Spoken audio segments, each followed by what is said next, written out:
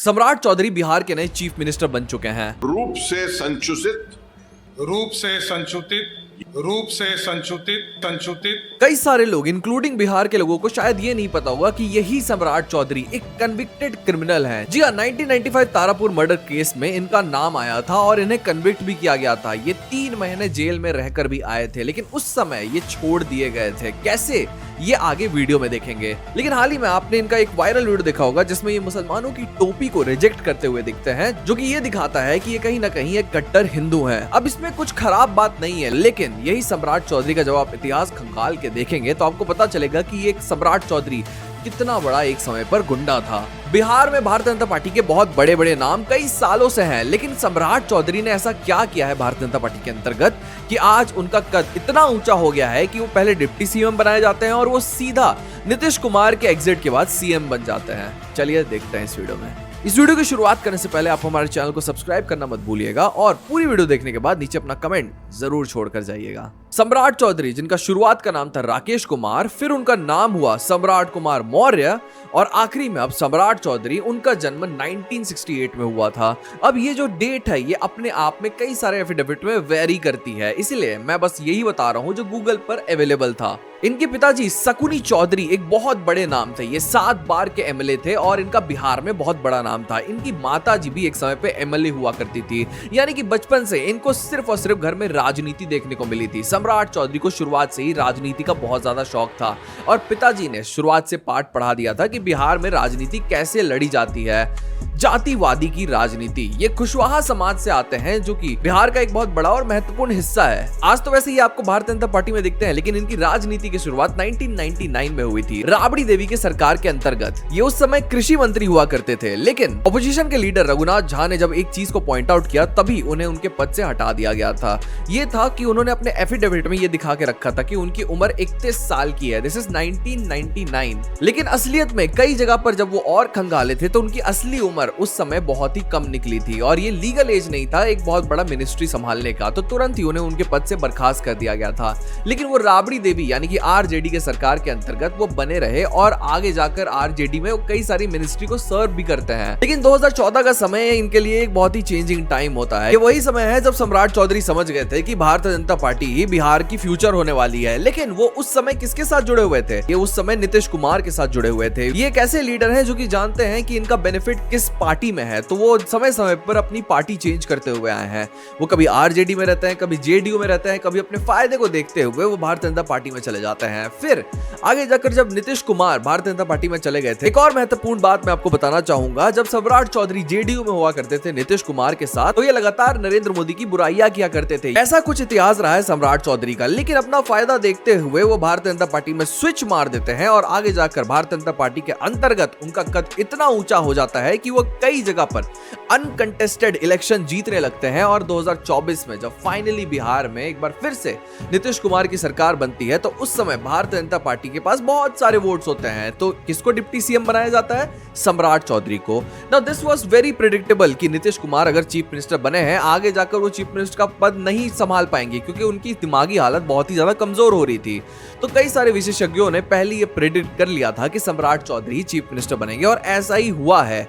Nitish Kumar was one of the best chief minister Bihar ever had. ऐसे बिहार के लोग बोलेंगे ही क्योंकि बार बार बिहार के लोगों ने उस चीफ मिनिस्टर को जितवाया है वहां पे। लेकिन सम्राट चौधरी ये एक ऐसी कहानी है जो कि सिर्फ मर्डर्स, एक्सटॉर्शन और कई सारे गंभीर अपराध में ये पहले फंस चुके हैं और अपने एफिडेविट में इन्होंने और सारे गंभीर अपराध खुद डिक्लेयर करके भी रखे हैं। इनके पहले गंभीर केस की चर्चा कर लेते हैं। 1995 का तारापुर मर्डर केस। ये बात है 1995 की। उस समय बिहार असेंबली इलेक्शंस का टाइम चल रहा था और तारापुर जैसे जगह पर पॉलिटिकल राइवलरी बहुत ही ज्यादा गर्म थी। कांग्रेस के कैंडिडेट सचिदानंद सिंह के कई सारे सपोर्टर्स सीधा सम्राट चौधरी के विरुद्ध खड़े हो गए थे। तो उस समय सम्राट चौधरी ने क्या किया था? एक बॉम्ब गिराकर 7 लोगों की हत्या कर दी थी। 7 लोगों की हत्या, आप इमेजिन करके देखिए। और ये 7 लोग आपको पता है किस समाज से आते थे? उसी समाज से जिससे सम्राट चौधरी आते हैं, कुशवाहा समाज से।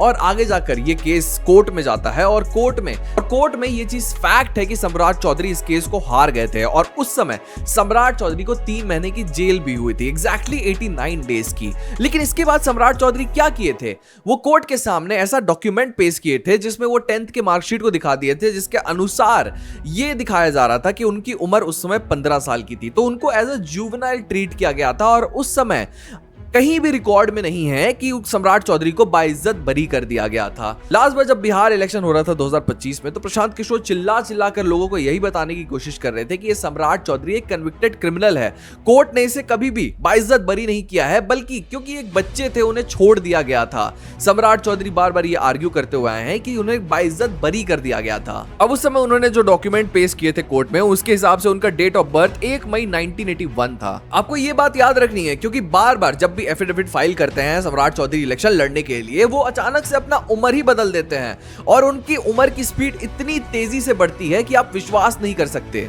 आपको यह भी याद रखना है कि यही सम्राट चौधरी अपना बार बार नाम भी चेंज करते हुए आए हैं। जैसे कि राकेश कुमार से उन्होंने अपना नाम सम्राट चौधरी कर दिया था जब वो 2010 में अपना एफिडेविट फाइल किए थे और उस एफिडेविट में उन्होंने अपनी उम्र 28 साल बताई थी। फास्ट फॉरवर्ड 10 साल आगे बढ़ते हैं, एमएलसी का इलेक्शन आता है 2020 में। बिहार का एक बहुत महत्वपूर्ण इलेक्शन होता है। एफिडेविट बढ़ते हैं एक बार फिर से सम्राट चौधरी और वो अपनी उम्र कितनी दिखाते हैं उसमें 51 ईयर्स, यानी कि सिर्फ और सिर्फ 10 साल में सम्राट चौधरी की उम्र 23 साल बढ़ गई थी। ये कौन सा जादू है? उनके लेटेस्ट एफिडेविट की बात करें तो 2025 में जब उन्होंने एफिडेविट फाइल किया था तो उन्होंने अपनी उम्र 56 बताई थी, जिसके हिसाब से उनका डेट ऑफ बर्थ राइट बैठता है, यानी कि 1968 में उनका जन्म हुआ था। यानी कि जब तारापुर हत्याकांड हुआ था 1995 में और कोर्ट के सामने उन्होंने ये चीज दिखा दिया था कि भैया मैं 15 साल का हूं, वो एक्चुअली में उस समय 21 से 23 साल के थे।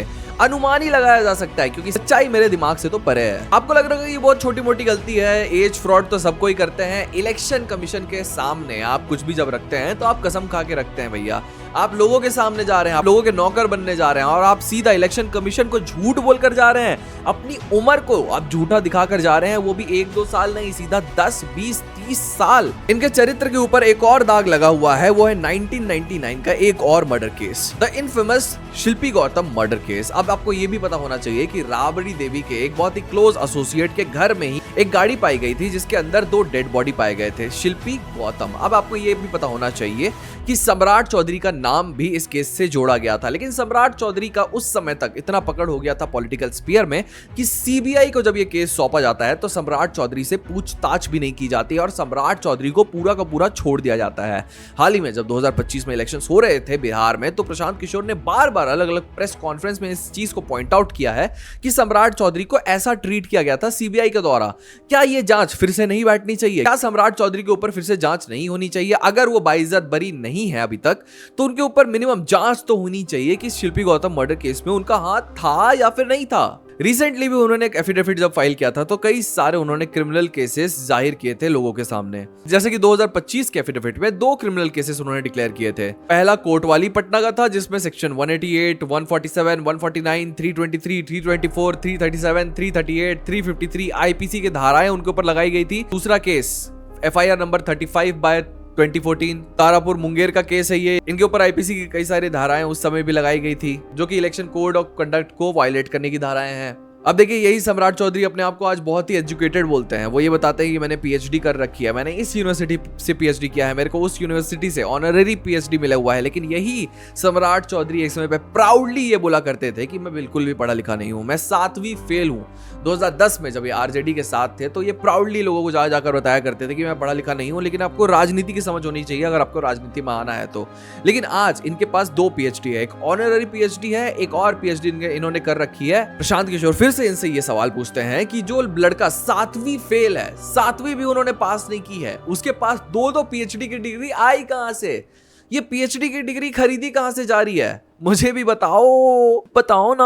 वेल, सम्राट चौधरी के बारे में ये सारी चीजें जग जाहिर है। अगर आप सिर्फ एक गूगल सर्च करेंगे तो सम्राट चौधरी के नाम पर ही आपको ये सारे केसेस मिल जाएंगे। लेकिन कहीं ना कहीं बिहार की जनता ने खुद अपने पैर पर कुल्हाड़ी मारी है। जी हाँ, बिहार की जनता, क्योंकि सम्राट चौधरी जैसे जो नेता होते हैं वो इलेक्शन लड़ने के लिए सिर्फ नेता बनते हैं, वो सिर्फ एक पोजिशन ऑफ पावर में आने के लिए नेता बनते हैं, वो लोग की सेवा करने के लिए नेता नहीं बनते हैं। और बिहार की आज जो दुर्दशा हो चुकी है। मुझे नहीं लगता कि आने वाले फ्यूचर में सम्राट चौधरी जैसे नेताओं के वजह से बिहार का डेवलपमेंट हो पाएगा। आप क्या सोचते हैं सम्राट चौधरी के बारे में, हमें कमेंट सेक्शन में जरूर बताइएगा। और हम ऐसी वीडियोस बनाते रहते हैं तो हमारे चैनल को सब्सक्राइब करके जाना मत भूलिएगा। आज की वीडियो से इतना ही, मिलता है अगले वीडियो में।